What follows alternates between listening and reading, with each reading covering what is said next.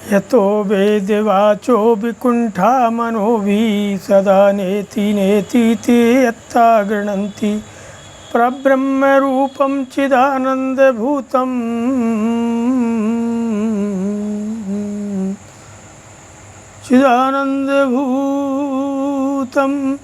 परब्रह्मरूपं सदा तं गणेशं नमामो भजामः। गुरुर्ब्रह्मा गुरुर्विष्णुः गुरुर्देवो महेश्वरा गुरु साक्षात् परब्रह्म तस्मै श्री गुरुवे नमः। अखण्डमण्डलाकारं व्याप्तं येन चराचरं तत्पदं दर्शितं येन तस्मै श्री गुरुवे नमः। तदधिष्ठात्री या देवी तस्यै नित्यै नमो नमः। व्याख्यास्वरूपा सा देवी व्याख्याधिष्ठातृरूपिणी ब्रह्मसिद्धान्तरूपाय तस्यै देव्यै नमो नमः। स्मृतिशक्ति ज्ञानशक्ति बुद्धिशक्तिस्वरूपिणी ओम नमोस्तु रामाय सलक्ष्मणाय देव्यै च तस्यै जनकात्मजायै। नमोस्तु रुद्रेन्द्रयमानिलेभ्यो नमोस्तु चन्द्राग्निमरुत्कणेभ्यः। ओम नारायण नारायण अच्युतानंदो वासुदेव जनार्दनो ओम यज्ञेश यज्ञपुरुष राम विष्णु नमोस्तु ते। ओम नमो नमः शिवायास्तं शंकराय कपर्दिने गिरिजार्धांगदेहाय नमस्ते चंद्रमौलये। ओम जगदम्बे महादेवी सर्वसिद्धिविधायिनी देवकार्यकरं त्वं हि सदा तस्त्वां नमामहे। सर्वथा कुरु कल्याणी देवानां भक्तवत्सले मम मनोरथा पूर्णः कृतः कुरु वरस्य च। ओम हनुमन्तं महावीरं वायुतुल्यपराक्रमं मम कार्यार्थे आगच्छो प्रणमामि मुहुर्मुहुः। अथ पंचम सर्गः।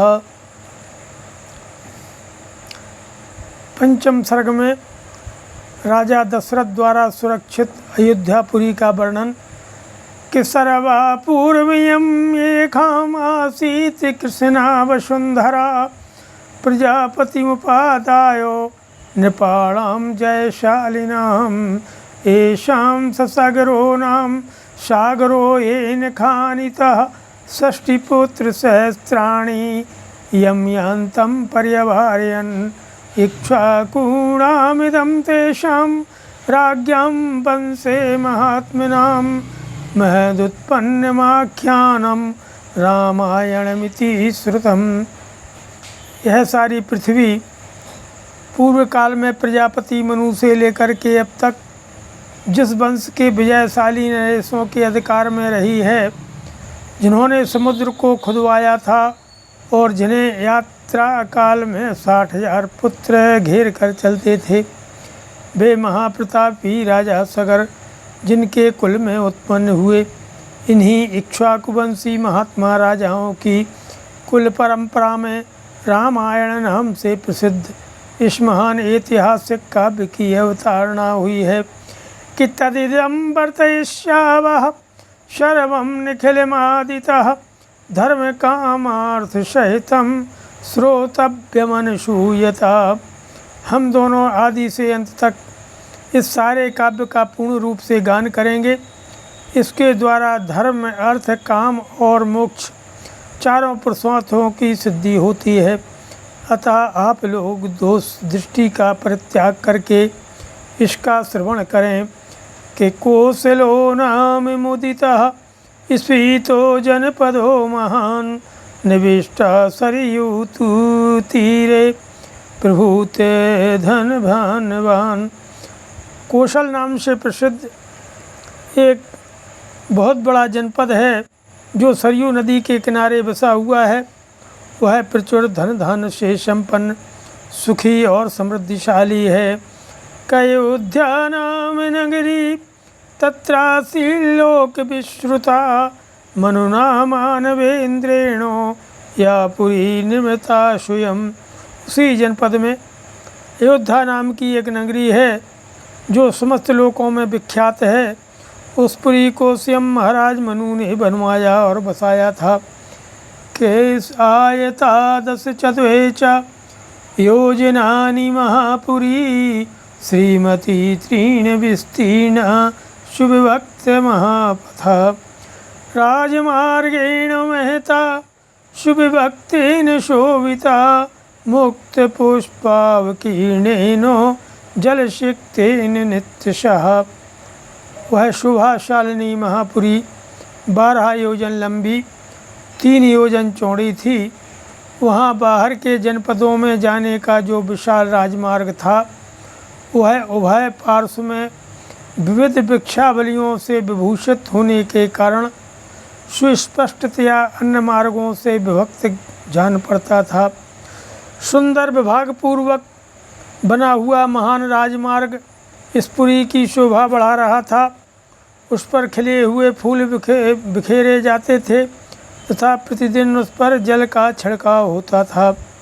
किताम तु राजा दशरथो महाराष्ट्र विवर्धिना पुरी महावासयामाश दिवि देवपतिर्यथा कपाट तोरणावतीं शुभभक्तांतरा प्रणाम सर्वयंत्रायुधवती मुषितां सर्वशिल्पिभिः शूतमागध संबाधां श्रीमतीमतुलप्रभां उच्चाट्टालध्वजवतीं शताग्निं शतशंकुलां। तो जैसे जो है स्वर्ग में देवराज इंद्र ने अमरावतीपुरी को बसाया था, उसी प्रकार धर्म और न्याय के बल से अपने महान राष्ट्र की वृद्धि करने वाले राजा दशरथ ने अयोध्यापुरी को पहले ही की अपेक्षा विशेष रूप से बसाया था। वह पुरी बड़े बड़े फाटकों और किवाड़ों से सुशोभित थी। उसके भीतर पृथक पृथक बाजारें थीं। वहाँ सब प्रकार के यंत्र और अस्त्र शस्त्र संचित थे। उस पुरी में सभी कलाओं के शिल्पी निवास करते थे। स्तुति पाठ करने वाले सूत और वंशावली का बखान करने वाले मागध वहाँ भरे हुए थे। वह पुरी सुंदर शोभा से जो है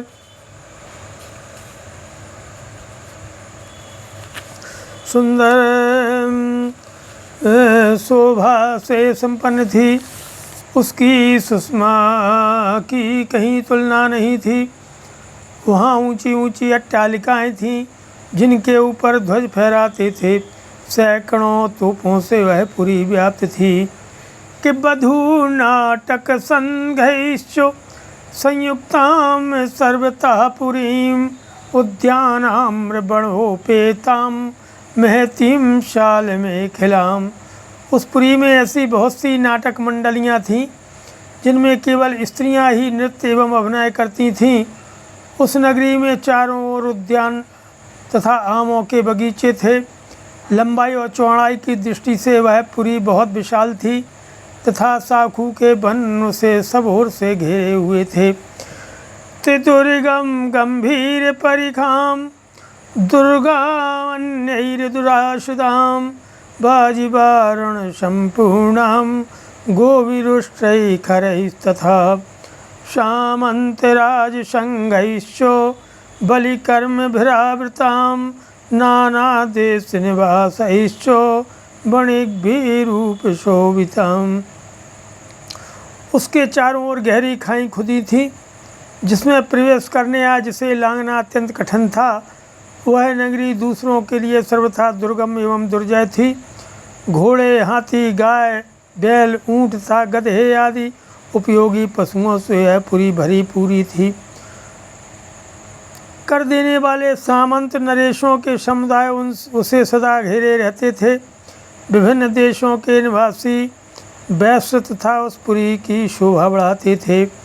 कि प्रासादै रत्नविकृतैः पर्वतैरेव शोभितां कूटागारैश्च सम्पूर्णां इन्द्रस्यैवामरावतीं चित्रामष्टापदाकारां वरनारीगणायुतां सर्वरत्नसमाकीर्णां विमान ग्रह शोभिताम।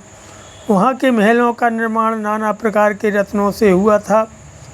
वे गगनचुंबी प्रासाद पर्वतों के समान जान पड़ते थे। उनसे उस पुरी की बड़ी शोभा हो रही थी। बहुसंख्यक कूटागारों में से परिपूर्ण वह नगरी इंद्र की अमरावती के समान जान पड़ती थी। उसकी शोभा बड़ी विचित्र थी। उसके महलों पर सोने का पानी चढ़ाया गया था और जो है श्रेष्ठ एवं सुंदरी नारियों के समूह उस पुरी की शोभा बढ़ाते थे। वह सब प्रकार के रत्नों से भरी पूरी ता सतमहले प्रासादों से शोभित थी कि ग्रह गाढ़ाम विच्छिद्राम शंभुमऊ निवेशिताम शालितंडुल संपूर्णाम भिक्षुकांडर शोधिकाम दुन्दुभिर्मृदंगैश्च वीणाभिपणवैस्तथा नादितां वृषमत्यर्थं पृथिव्यां तामनुत्तमाम्। पूर्ववासियों के घरों से उसकी आबादी इतनी घनी हो गई थी कि कहीं थोड़ा सा भी अवकाश नहीं दिखाई देता था। उसे समतल भूमि पर बसाया गया था। वह नगरी जड़हन धान के चावलों से भरपूर थी। वहाँ का जल इतना मीठा स्वादिष्ट था मानो गन्ने का रस हो। तो इस प्रकार भूमंडल की यह सर्वोत्तम नगरी दुंदुभी मृदंग वीणा पणाव आदि वाद्यों की मधुर ध्वनि से अत्यंत गूंजती रहती थी कि विमान में सिद्धानाम तपसादिगतम दिवी सुनिवेशित वेशमानताम नरोत्तम समावृताम। देवलोक में तपस्या से प्राप्त हुए सिद्धों के विमान की भांति उस पुरी का भूमंडल में सर्वोत्तम स्थान था। वहाँ के सुंदर महल बहुत अच्छे ढंग से बनाए और बसाए गए थे। उनके भीतरी भाग बहुत ही सुंदर थे। बहुत से श्रेष्ठ पुरुष उस पुरी में निवास करते थे। कई चावाणैन विध्यन्ति विविक्तमपरापरम शब्द वेद्यम च विततम लघुहस्ता विशारदाः सिंह व्याघ्र प्राणां मत्तानां नदतां वने हंतारो निस्तैः शस्त्रैः बलाद् बाहुबलैरपि तादृशानां सहस्रैस्तामभिपूर्णां महारथैः पुरीमावासयामाशो राजा दशरथस्तदा। जो अपने समूह से बिछुड़कर असहाय हो गया हो, जिसके आगे पीछे कोई न हो, तथा जो शब्द वेदी बाण द्वारा बेधने योग्य हो अथवा युद्ध से हार कर भागे जा रहे हों, ऐसे पुरुषों पर जो लोग बाणों का प्रहार नहीं करते, जिनके सधे सधाए हाथ शीघ्रतापूर्वक लक्ष्य भेद करने में समर्थ हैं, अस्त्र शस्त्रों के प्रयोग में कुशलता प्राप्त कर चुके हैं, तथा जो वन में गजते हुए मत वाले सिंहों व्याघ्रों और सुअरों को तीखे शस्त्रों से एवं भुजाओं के बल से भी बलपूर्वक मार डालने में समर्थ हैं, ऐसे सहस्त्रों महारथी वीरों से अयोध्यापुरी भरी पूरी थी। उसे महाराज दशरथ ने बसाया और पाला था कि ताम अग्निमद्भिर्गुणमद बदभिरावृतां द्विजोत्तमैर्वेद षडंग पारगैः सहस्रदैः सत्यरतैर्महात्मभिः महर्षिकल्पैर्षिविश्च केवलैः। अग्निहोत्री शम दम आदि उत्तम गुणों से संपन्न तथा 6 अंगों सहित संपूर्ण वेदों के पारंगत विद्वान श्रेष्ठ ब्राह्मण जो है उस पुरी को सदा घेरे रहते थे। वे हजारों सहस्त्रों का दान करने वाले और सत्य में तत्पर रहने वाले थे। ऐसे महर्षि कल्प महात्माओं तथा ऋषियों से अयोध्यापुरी सुशोभित थी तथा राजा दशरथ उसकी रक्षा करते थे। श्रीमद् रामायण वाल्मीकि आदि काव्ये बालखंडे पंचम सर्गः नमः। देहि सौभाग्यारोग्यम देहि मे परमं सुखम रूपं देहि जयं देहि यशो देहि दुषो जहि।